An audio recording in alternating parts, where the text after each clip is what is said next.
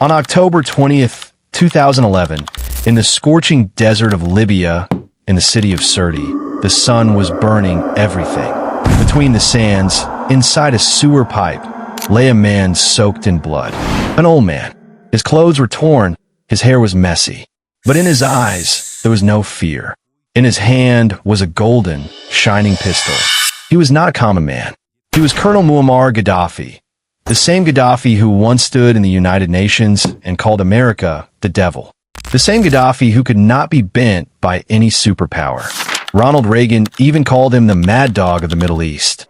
Gaddafi fought all his life, sometimes against Western powers, sometimes against his own system. But he also did things people remember. He made petrol cheap. He promised every family a home. Sometimes he was called a revolutionary hero, sometimes a villain. But his presence was so strong that whenever he entered any international summit, everyone's eyes focused on him. He had a dramatic personality, overthrowing King Idris, wearing colorful clothes, strange hats, speaking boldly, mocking Western culture. He never wore bulletproof jackets. He used to say, "Anyone who fears his own people is not a ruler." He would mingle with ordinary people, live in tents, not palaces. When in New York for a United Nations meeting, he left his hotel and pitched a desert tent. It was his protest, a message, I am different. His security was also dramatic, mostly women. Gaddafi said women are more loyal and brave than men. That directly challenged male-dominated societies. But time turned against him. The man who had dared to challenge the world's greatest powers was dragged by his own people to the place of death. When his final moments pictures came out, the world was shocked, and the question rose, was Gaddafi a hero or a villain? A dictator or a brave man who disturbed the West? One Arab journalist once said that Gaddafi was the Picasso of Middle East politics, and that might be true. Let's begin from the start. He was born in 1942 in the desert of Sirte, inside a tent. His family belonged to the Bedouin tribes, nomads who wandered the desert in search of grazing for camels, sheep, goats. Gaddafi himself was once a shepherd. His parents dreamed he would do more than herd animals. They wanted him to study, so he was first sent to a madrasa to learn the Quran. There, seeds of justice and equality were planted in his mind. Because he had a passion for learning, he moved to the city, found schools, books, a new environment. His real personality began to emerge, asking questions in class, speaking among friends, slowly showing leadership. What influenced him most was Egypt's president Gamal Abdel Nasser. Nasser dreamed of uniting the Arab world and challenged Western powers. Gaddafi read Nasser's books, heard his speeches, and told himself, if Egypt can change, why can't Libya? Then in school, Gaddafi would gather students and speak out against Western powers and Israel's policies. After studies, he joined the army. That is when his thinking grew firm. He was even sent to Britain for training. There he learned the art of weapons. But observing Western attitudes filled him with more anger. He felt Arabs must chart their own path. At that time, King Idris ruled Libya. But in reality, powerful viziers were running the country, doing the bidding of Western countries. Oil was being taken out, but profits were going to Europe and America. Meanwhile, people in villages were poor, youth had no jobs, schools and hospitals were in ruin. In cities, there was some life, but the money reached only the rich. The public was restless, angry. Meanwhile, Nasser's voice echoed from Egypt. Arabs must write their own fate, break Western control. That idea burned in the hearts of Libyan youth. Many army officers felt the same, and among them the boldest was Captain Muammar Gaddafi. He realized that mere anger was insufficient. Libya needed a concrete plan, not just slogans. That is how the foundation was laid for a movement that would shake the world. He understood King Idris's time was over. The people no longer loved him. Then King Idris announced he would hand power to his nephews. That struck Gaddafi and his associates deeply. They believed that would re-establish a royal dynasty, and Libya would remain a puppet of Western powers. Thus began a hidden stir within the military. Some younger officers formed the Free Unionist Officers Movement. Their goal was clear: change power without a violent war, ride the wave of the Arab petrodollar boom. The scent of change spread. King Idris was meanwhile making deals to tighten Western control, leaving Libya's people behind. Anger was shifting from silent resentment to open rebellion. The banner of revolt was being carried by Muammar Gaddafi. On the night of September 1st, 1969, when King Idris was abroad in Turkey for treatment, Gaddafi and his companions seized key positions in the capital, Tripoli. This coup was cinematic. No shots fired, no bloodshed, no explosions. The next morning, Libyans turned on their radios and heard a new voice. Libya is now free. There will be no monarchy. Power now belongs to the people. That was Gaddafi's voice. He declared Libya a republic. He never allowed King Idris to return. Within days, Libya was fully in Gaddafi's hands. His 42-year reign had begun.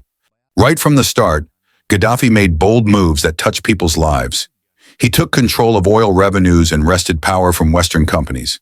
Education, healthcare, and electricity became free. He helped families build homes. Couples who married got gifts. Women were given rights. He became the voice of the poor. He spoke of uniting Africa and Arab nations. Yet as his stature grew, so did his enemies. His fearless attitude irritated America and Europe, and some Arab countries turned into adversaries. The young, charismatic military officer was now uncomfortable for the world. Gaddafi was deeply influenced by Nasser. Like Nasser faced Suez, Gaddafi viewed Libya's oil as a revolutionary weapon. In the late 1950s, when large oil deposits were found in Libya, Western companies controlled them, fixed prices, and took away profits.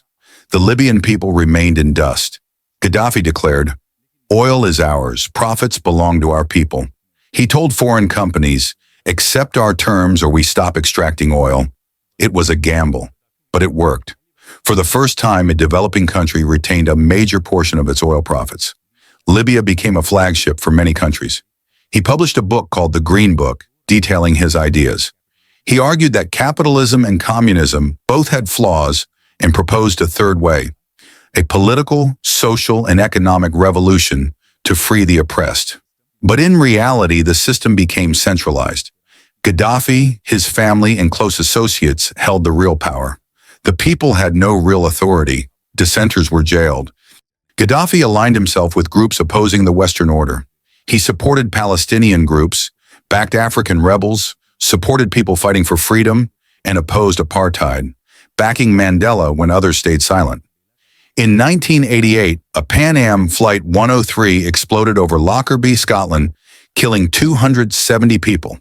Libya was blamed. The UN and Western nations imposed sanctions. Libya refused to hand over suspects at first, and only later yielded 2 individuals. Later rumors claimed Gaddafi was developing nuclear weapons. The West panicked. Sanctions increased. His foreign assets were frozen. Gaddafi's international image shifted from eccentric leader to dangerous rogue. In the 2000s, Gaddafi's public acts drew controversy. He once threw papers in the UN, tore pages, shouted at other leaders. Yet despite that, Western nations continued negotiating with him. The oil factor was too important. In 2003, after seeing Saddam Hussein fall, Gaddafi feared he might be next, so he offered to dismantle his nuclear ambitions. In return, sanctions would be lifted. He launched giant projects like the Great Man-Made River, bringing underground water from the south of Libya to the dry north. It was hailed as an engineering marvel. He invited Libyans living abroad to return, promising no persecution. Things looked better.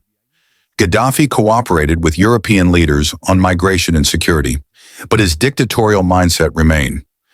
The Arab Spring of 2011 changed everything. Tunisia and Egypt revolted. Libya was swept by the same wave. Protesters took to streets shouting for freedom, justice, revolution. Benghazi became the center of uprising. Gaddafi responded with force: tanks, fighter jets, bombs. He threatened to kill everyone. But now the world was watching. The UN authorized action against Gaddafi. NATO forces, supported by the US, France, and Britain, attacked his military. His rule crumbled. He fled Tripoli and hid in his home region, Sirte. He tried to escape with his loyalists. NATO drones struck his convoy. He managed to crawl into a drainage pipe, but his location was known to rebels. They dragged him out, bloodied, clothes torn. He pleaded, "What have I done to you?" "Why, kill me." But anger was out of control. Some punched him, kicked him. A shot rang out. Gaddafi's breath stopped. He fell in the dirt. That was the end of a chapter. The end of a man who once stood eye to eye with America and the West. Gaddafi had once tried to challenge Western hypocrisy. He tried to push Libya into the ranks of powerful nations. But when he weakened, his so-called allies abandoned him. In just 2 months, February 15th to March 19th, 2011, everything changed. Now the question remains, was Gaddafi truly the villain that America labeled him, or was he a hero who fought with his last breath? What do you think, for you, was Gaddafi a hero, a villain, or maybe both? Write your view. That was the full story of Gaddafi, a dictator, a rebel, or maybe both. Time changes truth. What fell to the earth was not just a man, it was an era.